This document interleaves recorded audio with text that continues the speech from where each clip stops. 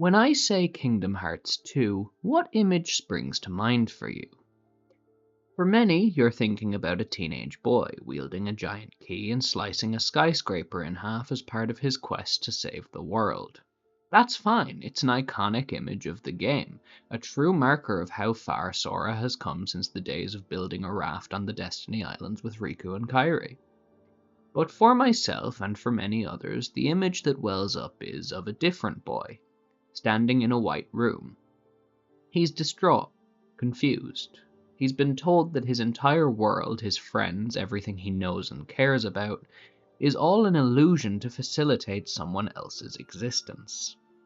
Even more so, he's told that he was born without the right to exist, that his life has no reason to continue, and that the right thing to do is to die so that someone else can live. He's fought to escape this, tried to hold on to his world, but to no avail, and now, resigned to his fate, all he says is, "Looks like my summer vacation is over." This scene, heartbreaking as it is the beginning of a theme that runs all the way through Kingdom Hearts 2. It's a theme that I never really see anyone discuss, despite how prevalent it is throughout the game's narrative.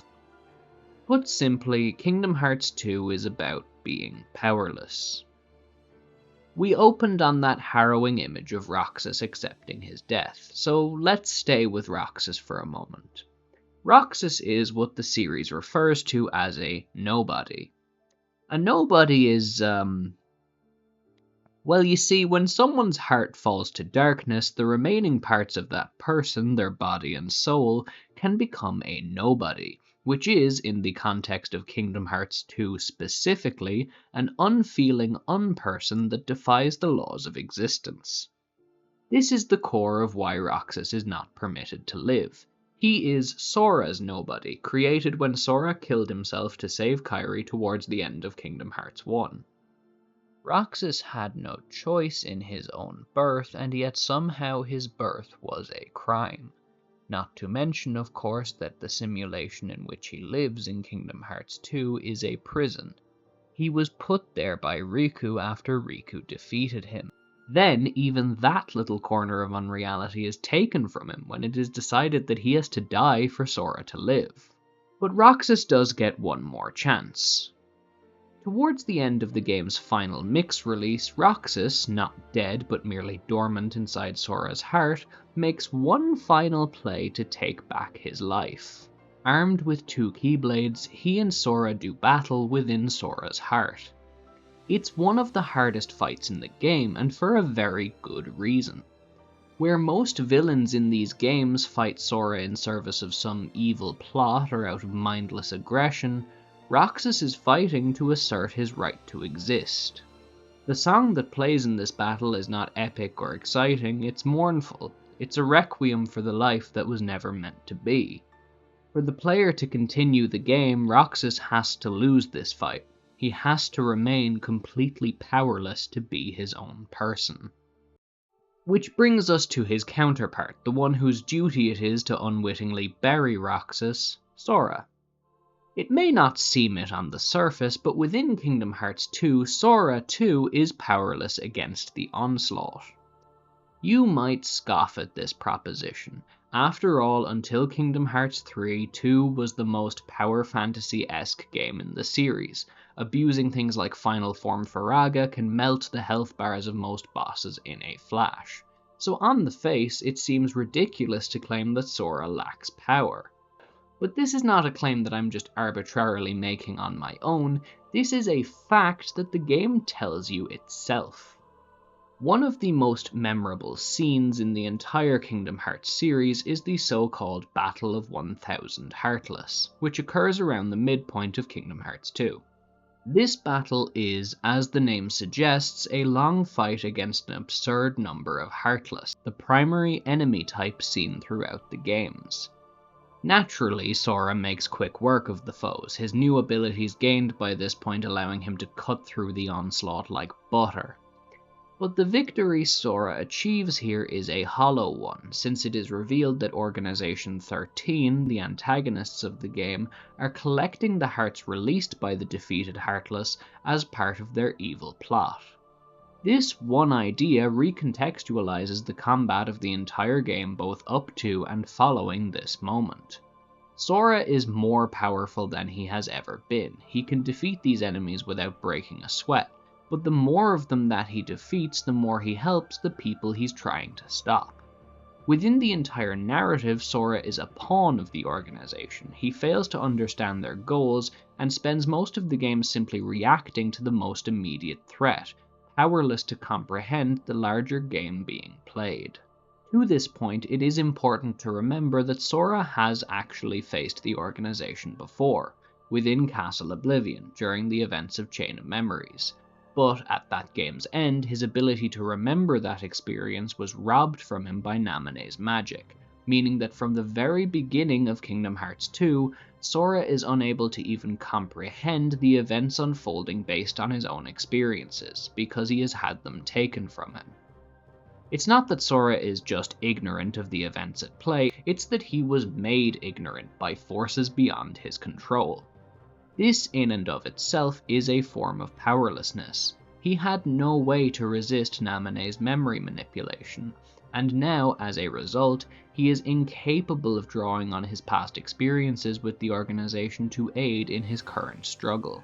The powerlessness doesn't even stop there, though. Take, for example, the boss fights with two of the organization's members, Demyx and Luxord. Think about these boss fights for a moment. When you fight Demyx, you are unable to hurt him while his watery musical notes are on the battlefield. Furthermore, while they are present, there is a timer counting down until you defeat them. If you fail to defeat them all within the time limit, you fail the entire boss fight. In case you don't see my point yet, let's look at Luxord's fight. Luxord doesn't have a health bar at all. He has a time meter, which ticks down over the course of the battle. Hitting him successfully causes this time meter to go down more rapidly, and when it hits 0, he loses. But in order to have the chance to hit him, you have to play his games of chance. You have to fight on his terms. During this fight, Sora also has a time meter, but he also has his regular health bar, meaning that he has to be twice as mindful of his resources as he engages Luxord.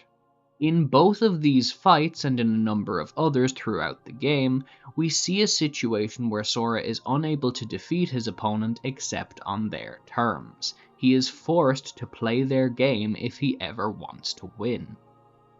We can even take it a step further and apply this same thematic lens to the most common criticism of Kingdom Hearts 2. That is, the way in which it implements its Disney worlds. The Disney worlds in this game are the subject of much dissatisfaction, because many of them simply do not matter to the game's larger plot.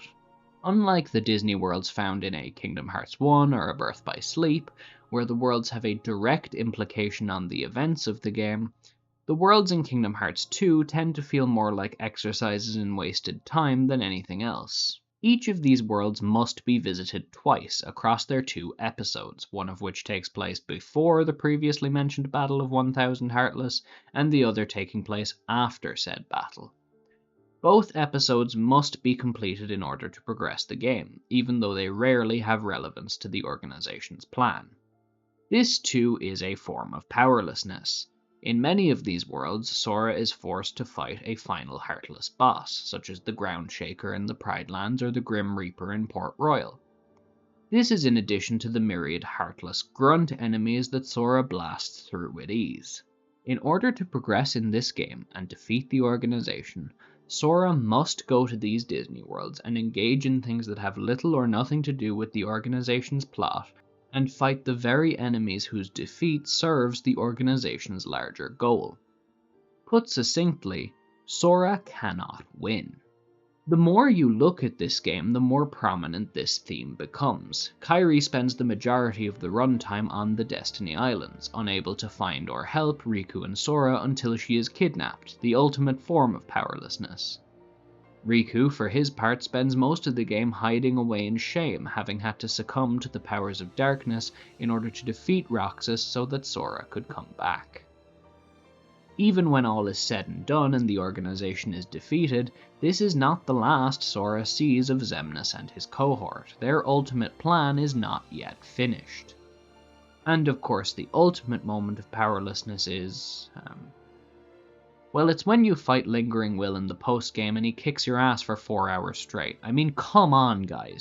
Seriously though, no matter how you slice it, the game walks a very fine, almost impossible line between presenting the player with moments of incredible power and spectacle, while at the same time telling a story about a boy and his friends who are simply not able to combat the evil they face. It's a story about a child forced to grow up too quickly, made to skip an entire year of his life, and then save the universe from an unimaginable threat. When Sora meets his friends from Kingdom Hearts 1 again in this game, some of them, like Mushu and Simba, remember him, and others, like Pooh, don't. In both cases, when he interacts with them, it's not the same. Something's changed. Their relationship is not what it was.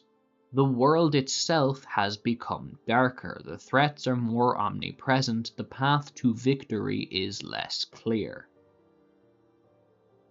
But even with that said, the ultimate point of Kingdom Hearts 2 is not that all is lost. After all, even if the victory is temporary, Sora and Riku do defeat Xemnas and put an end to his scheme. Even though he doesn't entirely understand what's going on, Sora does manage to reunite with his friends and protect them. He saves Beast from Zaldan's manipulations, he saves Radiant Garden from Sark and the MCP's aggression. Even though it seems impossible, Roxas does get the chance to fight for his existence, and even when he loses, it's not the end. He just rests in Sora's heart knowing that his day will come again. Even Naminé will get her chance to live again as her own person. The world may be harsher and the odds may be insurmountable, but that does not mean that all is lost. And that's Kingdom Hearts 2, a game that manages to balance two seemingly contradictory ideas together, and while it doesn't execute it perfectly, the Disney worlds are still a bit of a slog to get through on a replay, and they do grind the pace of the game to a halt. It holds these ideas together and does end up with, I think, a greater whole than if it simply committed to one or the other entirely. Who knows though, maybe you disagree, maybe I'm an idiot. If so, tell me about it.